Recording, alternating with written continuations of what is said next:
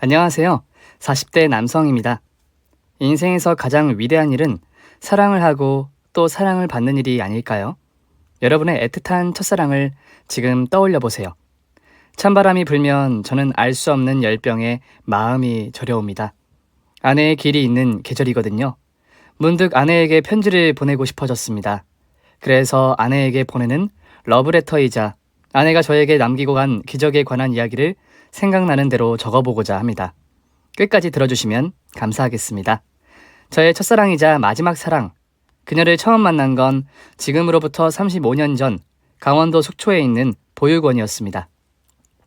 멀리 짙푸른 동해바다가 보이는 언덕 위에 뾰족 지붕의 하얀 집으로 선생님의 손을 잡고 올라가던 길이 생각납니다. 아버지는 알코올 중독이 굉장히 심했고 어머니는 제가 3살 때 이혼을 하고 떠나셨어요. 어머니의 얼굴은 전혀 기억나지 않아요. 제 기억 속의 아버지는 늘 술 냄새를 달고 살았으며 집안의 모든 물건을 부수거나 밥상을 던지면서 화를 내셨어요. 감당할 수 없는 빚으로 저를 돌볼 여력이 없었던 아버지는 떠난 엄마를 원망하고 세상을 탓하며 매일같이 벽나발을 불었고 결국 간경화로 이른 나이에 세상을 떠나셨습니다. 살기가 팍팍했던 친척들은 저를 보육원에 맡겼습니다. 그때 제 나이는 9살이었고 그곳을 스스로 나올 때까지 근 10년 가까이 보육원 생활을 했습니다. 필구야, 여기선 아침 7시에 일어나야 해. 일어나자마자 이불 개고 방 청소한 뒤에 아침 식사하러 오면 돼. 급식실은 복도 끝에 있어. 주말에는 보통 8시에 먹어. 9시에는 등교, 등하교는 보육원 차 알지? 책가방 메고 입구에 있는 미니버스를 타면 돼. 오후 5시 30분에 저녁 먹고 자유시간. 저녁 9시 취침이야. 뭐 질문 있을까? 질문 같은 게 있을 리 없었습니다. 얼른 배정받은 방으로 가서 쉬고 싶다는 생각을 하고 있는데 단발머리를 한 소녀가 지나갔습니다. 학교 다녀왔습니다. 아름아, 여기는 필구. 같은 나이니까 친하게 지내고 필구 모르는 거 있으면 아름이가 좀 챙겨주고. 자, 가봐. 보육원에서 처음 본 아이가 그녀였습니다. 알코올 중독자 아버지 밑에서 방치되어 양육 상태가 좋지 않았던 저는 피부는 푸석했고 몸은 삐쩍 말라 왜소했고 그녀보다도 키가 작았습니다. 어린 나이였는데도 꼬질꼬질 떼국물이 흐르는 제 몰골이 부끄럽게 느껴졌어요. 유난히 맑고 하얀 피부의 그녀가 생긋 웃으면서 저를 똑바로 쳐다보았습니다. 뭐 궁금한 거 있어? 아니, 없는데. 그래? 뭐든 궁금한 거 있으면 물어. 그럼, 남자 숙소는 저기야. 단발머리 소녀가 반대쪽 건물로 들어가는 모습을 물끄러미 보다가 남자 아이들 숙소로 들어갔습니다. 그 소녀를 다시 만난 건 다음날 저녁 급식실이었어요. 식판에 음식을 받아서 자리에 앉는데 아름이가 그걸 보고 킥킥 웃었어요. 식판에 밥과 반찬이 머슴밥처럼 산을 이루고 있었거든요.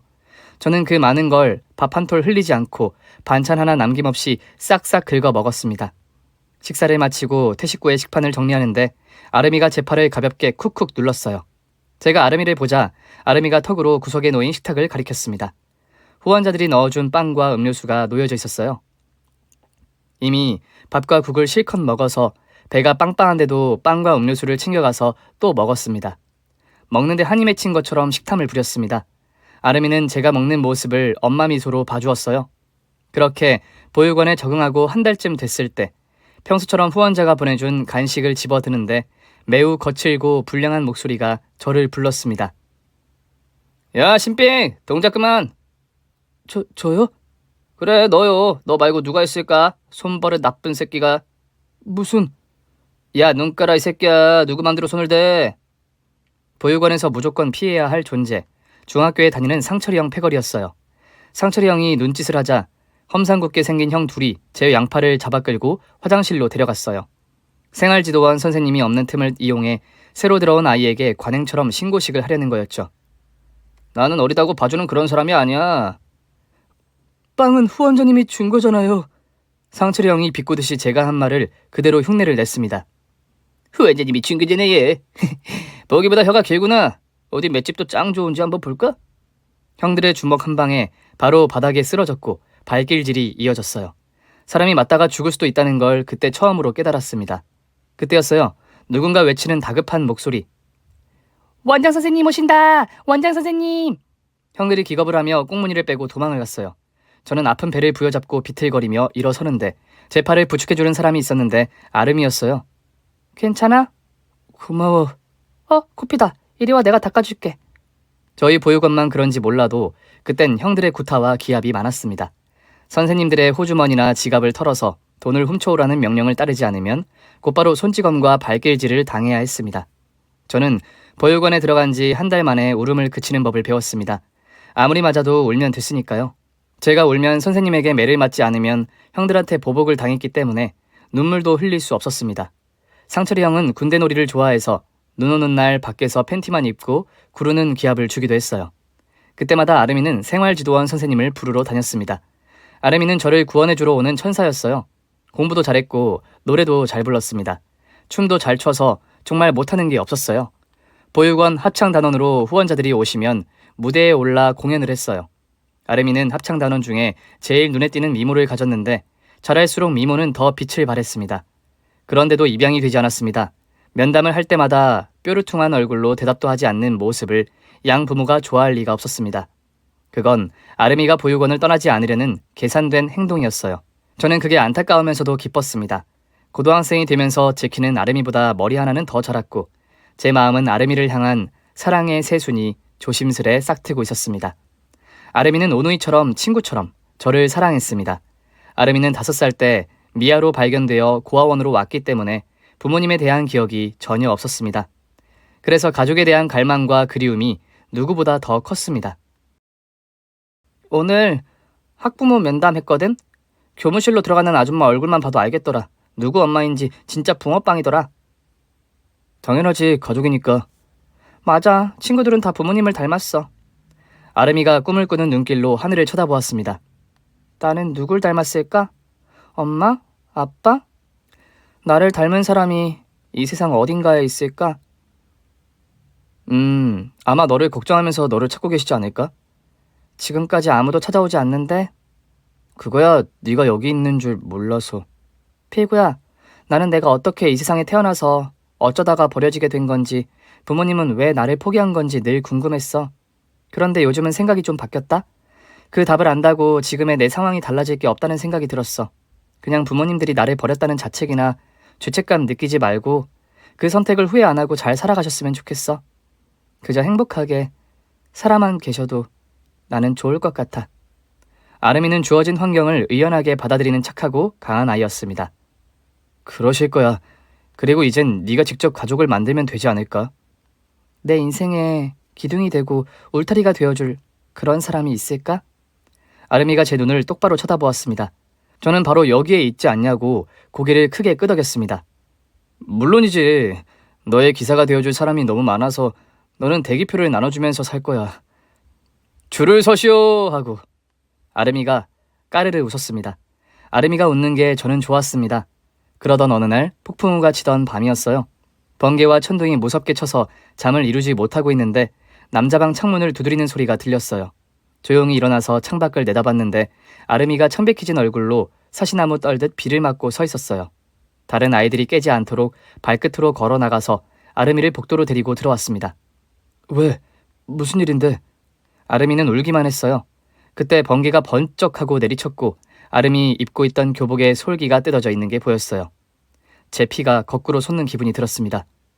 너 원장 집에 불려갔어? 아름이 고개를 끄덕였습니다. 저희 보육원 원장은 우리 원생들을 국가지원금으로 치부하는 악마였어요. 후원자들 앞에서는 우리를 걱정하는 척, 돌보는 척, 잘해주는 척했지만 뒤로는 보조금을 착복하고 원생들의 노동력을 착취했습니다.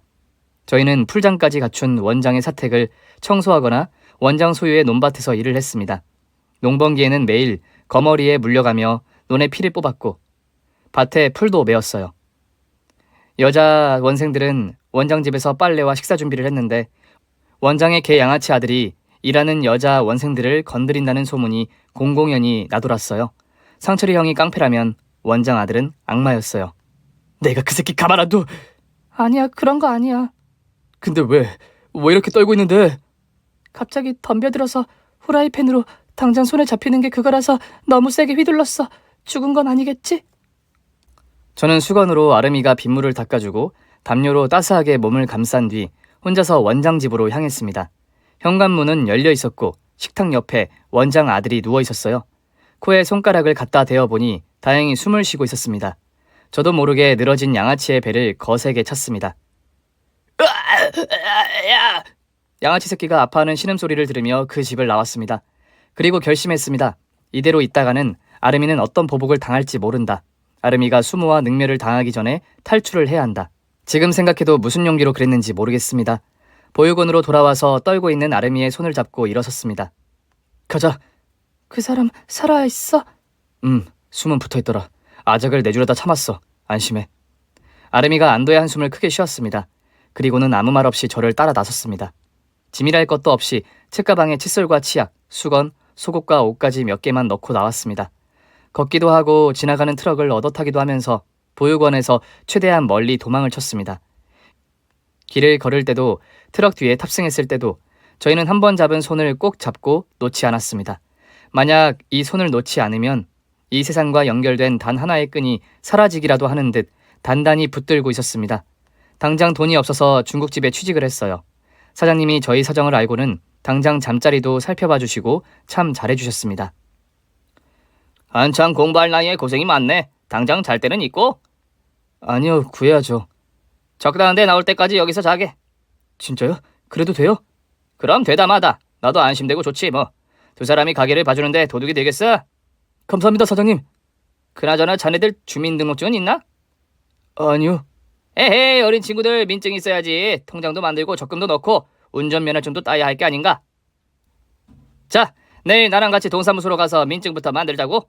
사장님 덕분에 저희는 주민등록증도 발급받고 통장도 만들었으며 저금을 했어요. 이듬해에는 혼인신고도 했습니다. 결혼식은 하얀 원피스에 정장을 갖춰 입고 사진관에 가서 사진 한 장 찍는 것으로 대신했습니다. 피로연은 당연히 중국집 짜장면으로 했습니다. 나 강필구는 홍아름을 아내로 맞아 서로 존중하고 배려하며 행복하게 살 것을 맹세합니다. 나 홍아름은 강필구를 남편으로 맞아 남편이 힘들어할 때면 내가 나가서 돈을 많이 벌어오겠습니다. 가장의 무게를 혼자 짊어지지 않도록 하겠습니다. 아내의 말을 잘 듣는 남편이 되겠습니다. 아내가 돈 벌러 나간다면 절대 말리지 않겠습니다. 뭐? 아름아, 나는 너의 든든한 울타리가 될 거야. 지금은 사진 한 장으로 대신했지만 내가 돈 많이 벌어서 너 드레스 입혀줄 거야. 결혼식도 근사하게 올리자. 콜. 나는 남편의 말을 잘 따르는 아내가 되겠습니다. 중국집 사장님은 너무 착하고 욕심이 없는 사람이었고 친구에게 보증을 잘못 서는 바람에 제가 일한 지 2년 만에 문을 닫아야 했습니다. 사장님은 고향으로 돌아가신다면서 저에게 퇴직금도 주지 못해 미안하다고 울먹이셨어요. 저는 사장님을 부둥켜 안고 울었습니다. 미안하이, 두 사람 갈 데는 있나? 사장님, 저희 걱정은 마세요. 저희도 이제 어엿한 성인이라고요. 그래, 세상은 넓고 할 일은 많지. 자네는 아직 젊으니까 희망을 잃지 말게. 네, 사장님. 그동안 보살펴 주셔서 고맙습니다.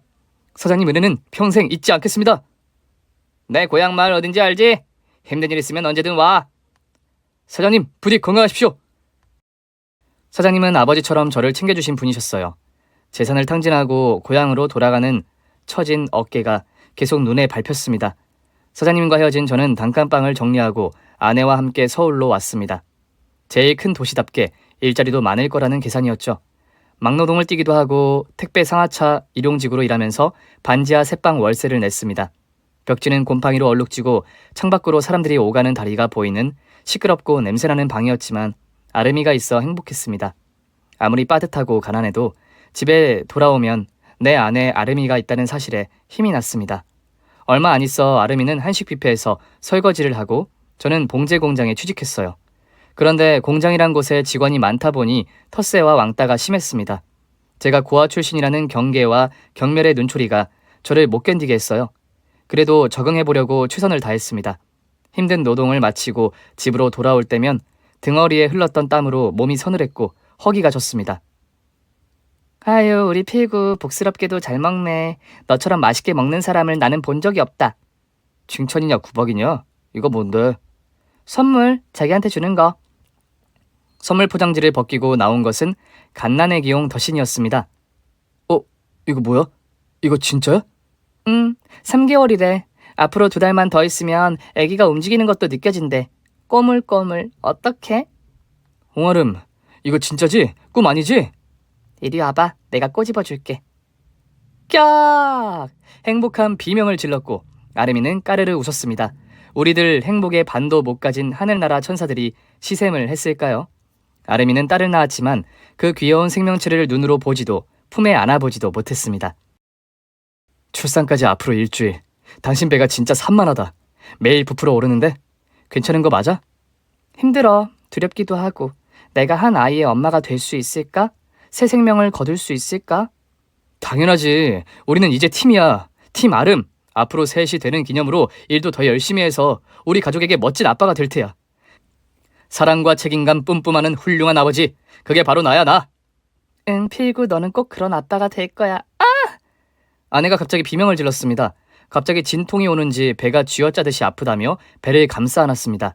얼굴이 새하얗게 변했어요. 119를 불러 병원으로 달려갔습니다. 조금만 참아. 다 왔어. 여보, 만일 무슨 일이 생기면 우리 애기는 절대 포기하지 않을 거라고 약속해줘. 어? 걱정 마. 당신도 아기도 다 무사할 거야. 무사할 거야.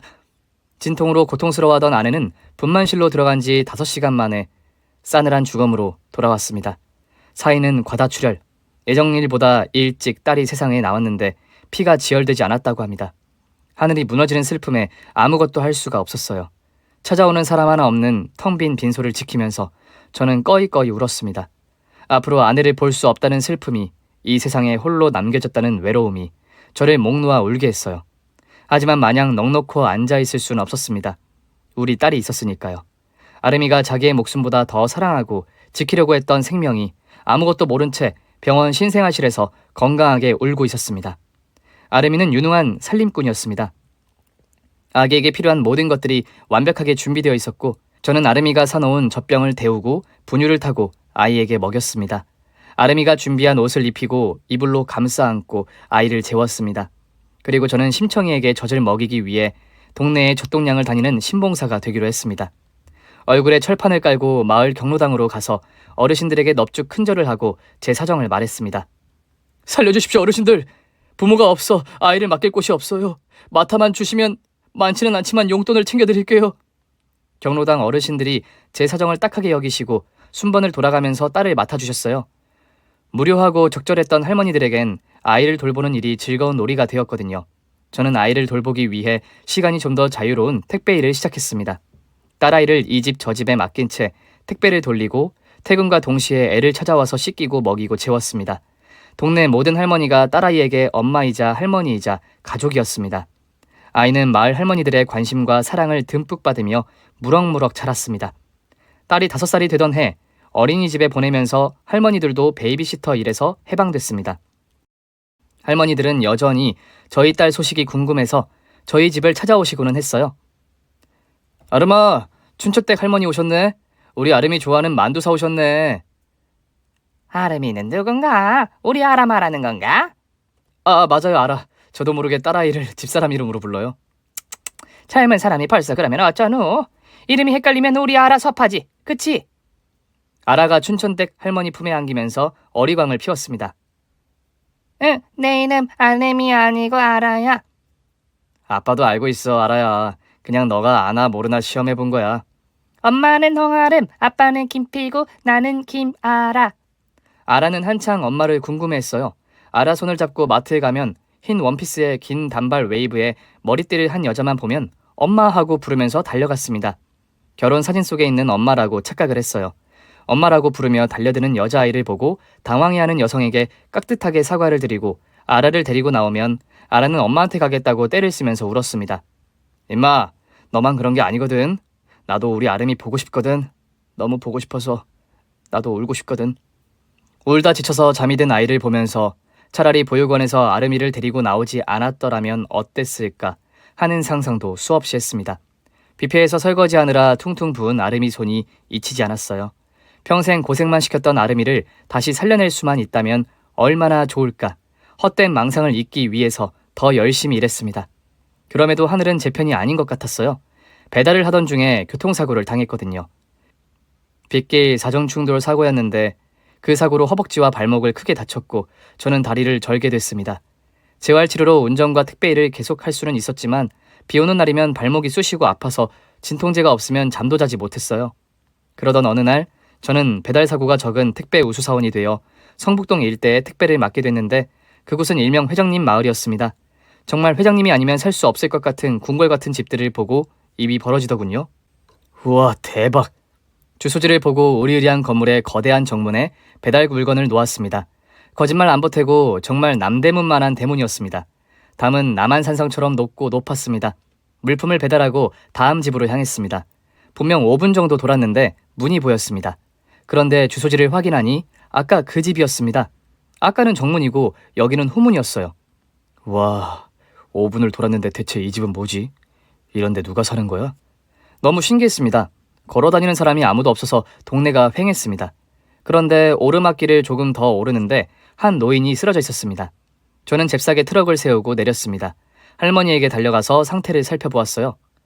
할머니, 어디 아프세요? 할머니는 간신히 몸을 일으키고 앉았습니다. 트럭에서 생수병을 꺼내서 뚜껑을 열고 할머니께 드렸습니다. 물 한 모금 하세요. 할머니는 입에 물을 축인다는 표현이 맞을 정도로 아주 조금만 입을 대었습니다.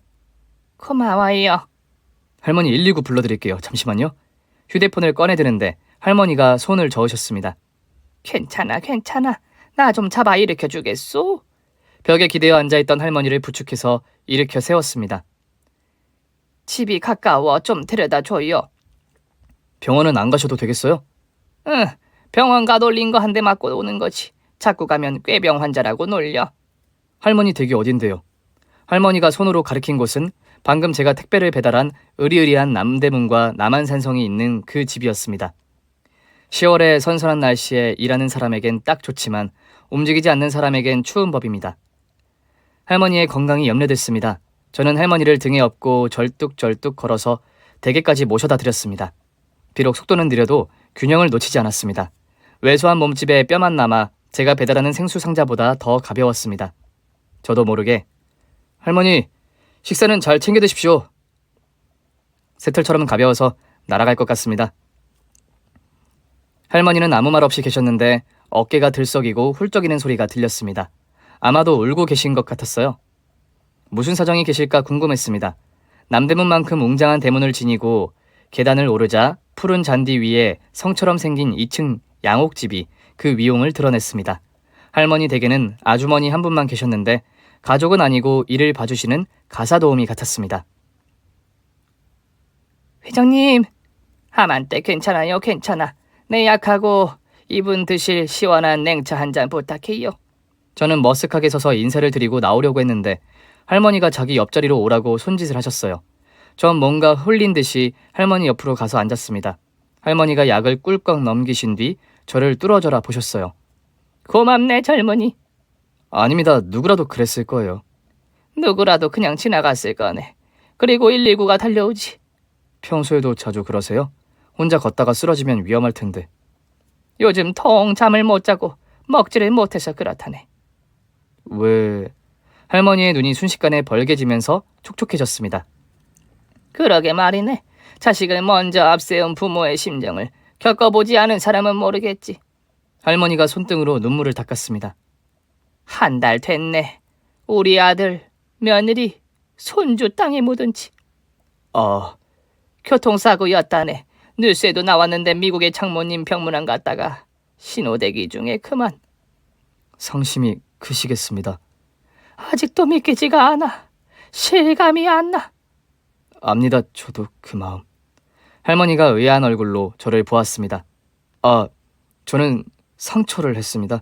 벌써 5년이나 됐는데도 찬바람만 불면 마음이 저릿합니다. 10월이 아내 기일이거든요. 그렇군. 어딘가 심연의 아픔이 있는 눈이라 생각했어. 목이 메이는지 차를 한 모금 하시고 계속 말씀하셨습니다. 요새 통 잠을 못 자는데 아까 낮에는 깜빡 잠이 들었나 봐. 까무룩 잠결에 바깥에서 손주 녀석과 내 아들이 웃는 소리가 들리지 않겠나? 아들이 나를 불렀어. 엄마, 엄마 하면서 나를 재촉하고 씩씩하게 나를 찾는 손주 녀석 목소리도 들렸어. 할머니, 얼른 나와봐요. 같이 놀아요. 너무 재미있어. 며느리는 늘 그랬듯이 공손하고 조심스럽게 나를 불렀어. 어머님, 민준이 좀 보세요. 애가 말도 안 되게 웃겨요. 나는 잠에서 깨자마자 응 하고 몸을 일으켜서 밖으로 나갔네. 정원은 텅 비어있더군. 아마도 대문 밖에서 나를 불렀나 보다. 대체 뭘 보여주려고 그러지? 궁금한 마음으로 대문을 나섰네. 그리고 이리저리 아들을 찾아 헤맸다네. 정신을 차리고 보니 자네가 나를 부축하고 있었어. 아내를 잃었던 그때가 떠올라서 할머니의 말에 공감하고 저도 모르게 눈물이 났습니다. 저도 그랬습니다. 옛날처럼 저를 놀래켜주려고 어디 숨었나 싶어서 장롱 문을 열어보기도 하고 욕실 문도 두드려보고 다들 세월이 약이라고 하지만 텅 빈 마음은 쉽게 채워지지 않더군요. 모르겠습니다. 5년밖에 안 돼서 그럴까요? 죄송합니다. 자식을 먼저 보낸 마음도 모르는 주제에 말이 길었네요. 죄송합니다. 아니네. 나는 꿈에서 아들이 나를 부른 이유가 있다고 믿는 사람이야. 네? 자네한테는 웃기게 들릴지 몰라도 아들이 죽고 처음으로 꿈에 나왔단 말이네. 나를 바깥으로 불러내서 꼭 누구를 만나게 하려고 했던 것 같아. 그래, 맞네. 자네 말일세. 이 동네는 대한민국 굴지에 재벌가의 명사들이 살아. 세상 부족한 게 없고 타인에겐 무감한 사람들이지. 내가 길바닥에 쓰러져 있다고 눈길 하나 꿈쩍하지 않을 사람들. 자네가 나를 업고 갈 때 아들이 나를 부른 이유를 깨달았네. 이들은 단 한 번도 나를 업어주지 못했어. 심장마비로 남편 먼저 보내고 맡게 된 회사를 지키기 위해서 아들과 보내는 시간은 턱없이 부족했다네.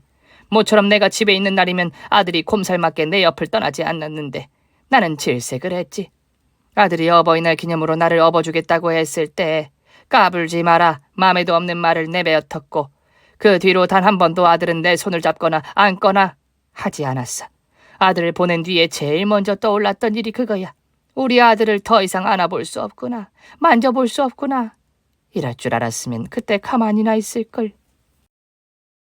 슬픔을 이기지 못하고 두 손에 얼굴을 파묻고 울으셨습니다. 저는 어떤 위로의 말씀을 드리고 싶은데 아무 생각이 나지 않았어요. 어르신, 저는 고아 출신인데요. 보육원에서 아내를 만났거든요.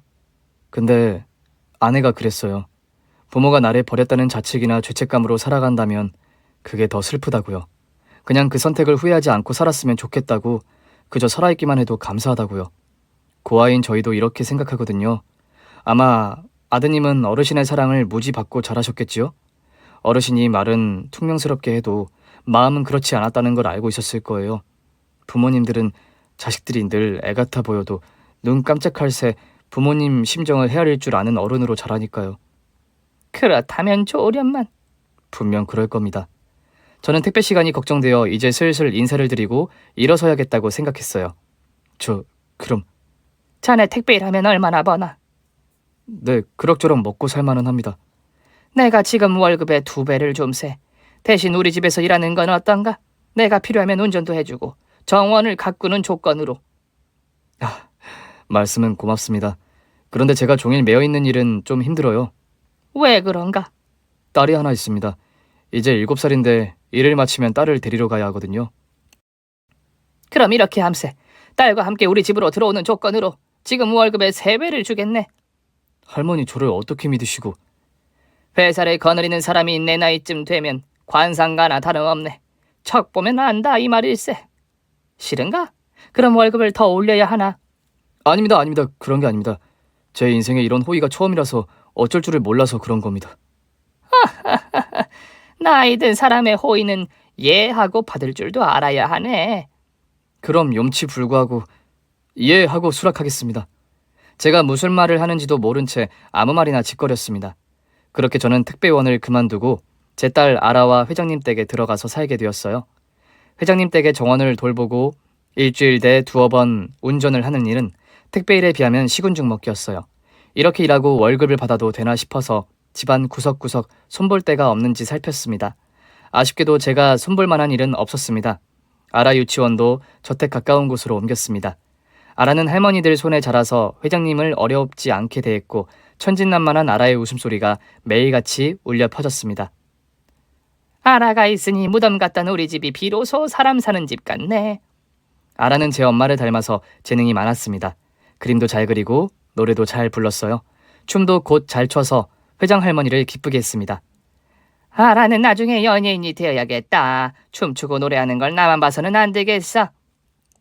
9살이 된 아라를 볼 때마다 저는 흠칫 놀라고는 했습니다. 9살 때 봤던 아름이와 붕어빵처럼 닮은 얼굴이 저를 보며 생글생글 거렸습니다. 학창시절 면담원 학부모와 친구 얼굴이 붕어빵처럼 닮았다며 부러워서 울던 아름이가 생각났습니다. 자기를 꼭 닮은 지금의 아라를 아름이가 봤다면 얼마나 좋아했을까요? 여보, 아라가 당신을 빼닮았네. 이러니 내가 자꾸 아라를 아르마 하고 부르지. 아내 사진을 꺼내들고 혼잣말을 하고 있는데 어느새 아라가 옆에 와서 사진을 뺏어갔습니다. 엄마, 아빠가 자꾸 나한테 아름이라고 불러. 아빠 혼내줘. 버릇이 돼서 그래. 사진 이리 줘. 아라가 사진을 도로 건네주면서 물었습니다. 아빠, 나 엄마랑 똑같이 생겼어? 아빠가 엄마를 맨 처음 만났을 때 얼굴이랑 똑같아. 아흥, 아항이 그게 뭐야? 엄마도 나처럼 예뻤겠다. 그런 의미야. 아라의 뻔뻔한 말에 저도 모르게 웃음이 새어나왔습니다. 아주 예뻤지. 아빠, 근데 할머니도 나 닮았다? 누구? 회장 할머니? 응, 전에 약수터에 갔는데 지나가던 아줌마가 그랬어. 할머니랑 손녀가 완전 붕어빵이라고.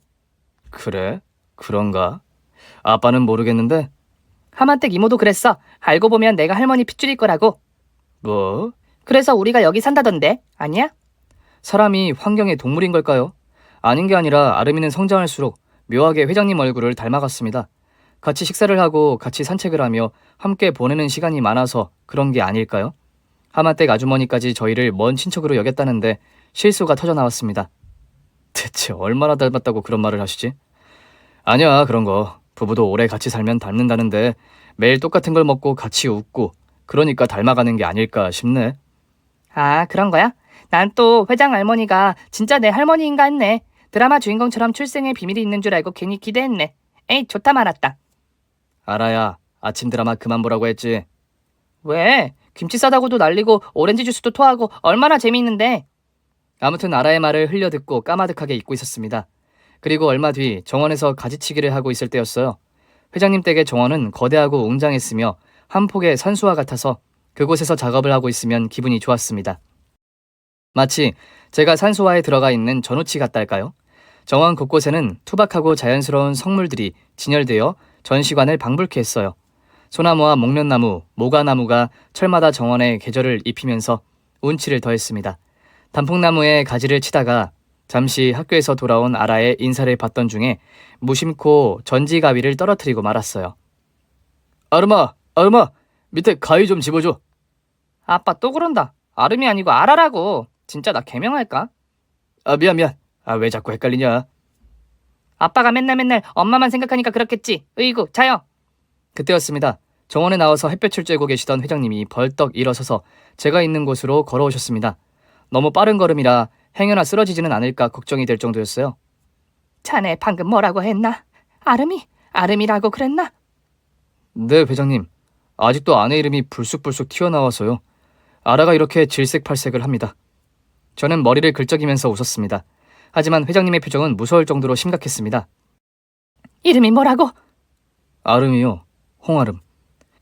회장님의 얼굴에 핏기가 가셨습니다. 혹시 자네 부인 사진이 있나? 한번 보여주게. 결혼 사진이 있긴 한데 한창 예쁠 나이에 사진도 많이 찍어주지 못하고 보냈네요. 사진 좀 봅세. 가져와 보게 얼른. 저는 사다리에서 내려와 제 방에 있는 결혼 사진을 들고 나왔습니다. 대체 왜 이러실까 의아해하면서요. 하얀 원피스에 물방울 무늬 머리띠를 한 아내가 제 옆에서 생글생글 웃고 있었어요. 다시 봐도 제 딸 아라와 판박이더군요. 아라랑 똑 닮았죠? 저라면서 이목구비가 더 닮네요. 사진을 건네받은 회장님이 입을 가리면서 놀라셨어요. 수미야. 죽은 아내의 사진을 보더니 회장님이 가슴을 부여잡고 통곡을 하셨습니다. 아라가 회장님의 어깨를 감싸며 회장님을 부축해드렸어요. 그리고 물었습니다. 회장님, 수미가 누구예요? 내 여동생 가여운 것. 10년 전에 죽은 내 막내 여동생. 이야기인 즉슨 회장님에겐 나이 차이가 많이 나는 막내 여동생이 있었는데 10년 전에 췌장암으로 고생을 하다가 돌아가셨다고 합니다. 그런데 이분에게는 암의 고통 말고도 평생 짊어져야 했던 아픔이 있었는데 그건 5살 된 딸아이를 잃어버린 거였어요. 어린이날이라 어린이 대공원에 갔다가 잃어버렸다더군. 제부는 해외 출장 중이라 내 여동생 혼자 아름이를 데리고 갔대. 아름이랑 꼭 놀이동산에 가겠다고 한 약속 때문에 회전목마를 같이 타고 내려오는데 순식간에 인파가 몰리면서 아름이를 잡고 있던 손을 놓친 거야. 회전목마 주변을 샅샅이 뒤지고 놀이동산을 미친 여자처럼 돌고 사무실로 찾아가 미아를 찾는 방송을 했지만 해가 지도록 아름이는 나타나지 않았어. 그때부터 수미는 살아도 살아있는 게 아니었어. 처음엔 전단지를 만들어서 배포하고 보육원과 타가소를 돌아다녔지. 죽은 자식은 가슴에라도 묻는다지만 아이를 잃어버린 부모는 그 시간에서 벗어나지를 못해. 미친년처럼 돌아다니고 좀비처럼 정신이 없으니 어디 가정이라고 제대로 굴러갔겠냐. 아름이가 실종된 2년 만에 이혼을 하고 수미는 내가 걷어서 살았네. 딸이 죽었는지 살았는지 그것만이라도 알고 싶다고 어린이날만 되면 울었어. 그러니까 여동생님이 잃어버린 아이 이름이 홍아름이라네. 5살에 잃어버렸으니 자네 부인 나이와 같지 않나? 네, 맞아요. 아름이는 5살에 미아가 되어서 속초에 있는 보육원에서 자랐습니다. 제가 처음 만났을 때는 9살이었는데 예전 기억이 하나도 없다고 했어요. 부모님 얼굴도 살던 집도 기억이 나지 않는다면서 자기가 어떻게 해서 보육원에 오게 됐는지 그 배경을 알고 싶어 했는데 아름이는 버려진 게 아니라 부모가 애타게 찾던 잃어버린 아이였다는 걸 알았다면 얼마나 좋아했을까요? 부모님이 아름이를 그리워하다가 병까지 얻었다는 사실을 들려줄 수 있다면 얼마나 좋을까요? 아름이는 설령 부모가 자기를 버렸다고 해도 그 부모를 위해 기도했던 아이였어요. 꾹 참고 있던 울음이 결국 터지고 말았습니다. 내 조카 아름이 속초에 있는 줄도 모르고 전국을 돌아다녔는데도 찾을 수가 없었구나. 부모 자식이 서로를 그리워하는데 만날 수가 없었다니. 하늘도 무심하시지. 어쩜 이렇게 기막힌 일이 다 있을까? 어찌 이리 통탄할 일이 다 있을까? 회장님도 울고 저도 울었습니다. 알아도 눈물을 찾지 못하고 속에 묻어두었던 그 이름을 쏟아내었습니다. 엄마, 엄마, 엄마, 엄마. 저희는 누가 먼저라고 할 것도 없이 서로를 부둥켜 안고 엉엉 울었습니다. 얼굴은 모두 눈물 범벅의 울음바다가 됐습니다. 때마침 장바구니 가득 창거리를 사오던 하만댁 아주머니가 저희를 보고 눈이 휘둥그레져서 얼음처럼 서 있었습니다. 그 광경을 보고 나중에 들려주신 말씀. 지는요, 남북 이산 가족이 만나는 줄 알았시오. 예전에 텔레비로 봤던 그 이산 가족 상봉 장면이 딱 그랬구먼요. 그 말을 들은 회장님은, 아니 처 이모님은 이렇게 대꾸하셨죠. 맞아, 이산 가족. 우리 이산 가족이라네, 하만댁. 네, 회장님 또 저를 놀려 먹이시려고 그러시지요? 이제 안 속아요. 벌수로 아라한테 물어봤는디요. 아니라고 했구먼요. 하만댁, 아라가 나랑 닮았다고 그랬잖아. 그랬죠. 누가 봐도 회장님 핏줄이 맞다고 제가 그랬잖요. 아 근데 아니람서요. 그지 아라야. 아니에요, 이모님. 그때는 아니었는데 지금은 맞아요. 뭐요? 그때는 가족이 아닌데 지금은 가족이라고? 아이고 별시럽네 아라. 너 아줌마 놀리면 안디야. 가만 안 둬. 하만댁 내 동생 수미 알지? 10년 전에 봤잖아. 췌장암으로 죽은 수미 손녀가 아라야. 알죠. 왜 몰라요? 그 사모님 이야기만 나오면 벌써 눈물이 나오려고 그래요. 우리 수미 손녀가 아라라네. 그래서 나랑 아라가 닮은 거였어. 에그머니나 진짜로 아라가 수미 사모님의 손녀란 말씀이셔요? 시상해나 그 잃어버린 따님이 그러면. 그래. 내가 아들을 잃고 시리에 빠졌을 때 내 손을 잡아준 필구 집사람이 수미가 그토록 찾아 헤매던 딸 아름이었다네. 아 그걸 어떻게 하셨대요? 김서방 결혼사진에 수미가 있자는가. 20살의 수미가 환하게 웃고 있자는가. 와엄마 이게 뭔 일이래요 회장님. 이게 다 하늘이 내려준 복이지요. 아니네. 우리 아들이 맺어준 인연이지. 내가 아들 꿈을 꾸고 나갔다가 필구 이 사람을 만났으니까. 아니에요, 할머니. 제가 볼 때 우리 엄마의 큰 그림 같아요. 왜? 왜냐면 엄마랑 똑 닮게 나를 낳아주셨으니까요. 내가 엄마를 안 닮고 아빠를 닮았으면 가족이란 걸 과연 알 수 있었을까요? 그것도 그렇네. 저는 잔잔한 미소를 지으며 세 사람이 나누는 이야기를 들었습니다. 처 이모님의 말씀도 맞고 제 딸의 이야기도 맞다고 고개를 끄덕입니다. 죽은 아내와 돌아가신 장모님이 남아있는 저희를 위해 미련한 선물이 아닐까 하고요. 여러분은 어떻게 생각하세요? 아직도 저는 제 아내 아름이가 그립습니다. 그리운 이름을 마음껏 부르면서 쓸 수 있어서 행복했습니다. 끝까지 제 이야기를 들어주셔서 감사합니다. 오늘 준비한 사연은 여기까지입니다. 재미있게 들으셨다면 구독과 좋아요, 알림 설정까지 눌러주세요. 그럼 저는 다음 사연으로 찾아뵐게요. 오늘도 건강하고 행복하세요.